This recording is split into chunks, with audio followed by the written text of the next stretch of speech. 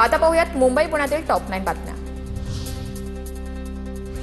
मुंबई शहरातील वायू प्रदूषणामध्ये मोठा वाटा असणाऱ्या बांधकाम स्थळांवर मुंबई पालिका आणखी करडी नजर ठेवणार। बांधकाम स्थळी प्रदूषण होतं की नाही यावर पालिकेनं तैनात केलेल्या पथकांचे बॉडी कॅमेरे नजर ठेवणार।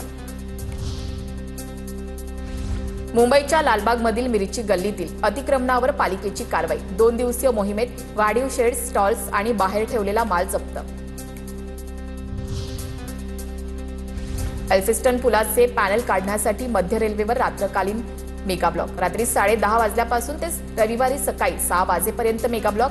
सीएसएमटी ते दादर लोकल सेवा पूर्णपणे बंद। मुंबई महानगरपालिकेच्या कामकाजात एआयचा वापर आणि कागदविरहित कामावर भर द्या। पालिका आयुक्त अश्विनी भिडे यांचे आदेश। मुंबई महापालिकेच्या आयुक्त पदाचा पदभार स्वीकारल्यानंतर अश्विनी भिडेंनी विविध विभागांची आढावा बैठक घेतली। मुंबईची लवकरच कचरा कुंडी मुक्तीकडे वाटचाल। पालिकेकडून उपाययोजना सुरू। येत्या 4 वर्षात टप्प्याटप्प्यानं कार्यवाही। इमारतींबाहेरून कचरा ताब्यात घेतला जाणार।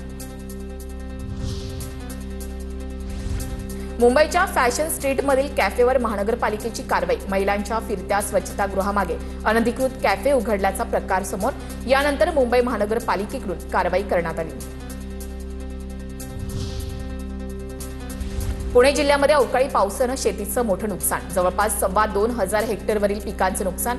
127 गावातील 4,500 शेतकऱ्यांना अवकाळीचा फटका। पुढील 2 दिवस पुणे शहरामध्ये हलक्या पावसाची शक्यता। पुणे रेल्वे स्थानकावर वर्षभरात 6 नवीन फलाट पूर्ण होणार। रेल्वे व्यवस्थापक राजेश कुमार यांची माहिती। पुढील वर्षभरात हे काम पूर्ण केलं जाणार। प्रवाशी सुरक्षेवर भर दिला जाणार।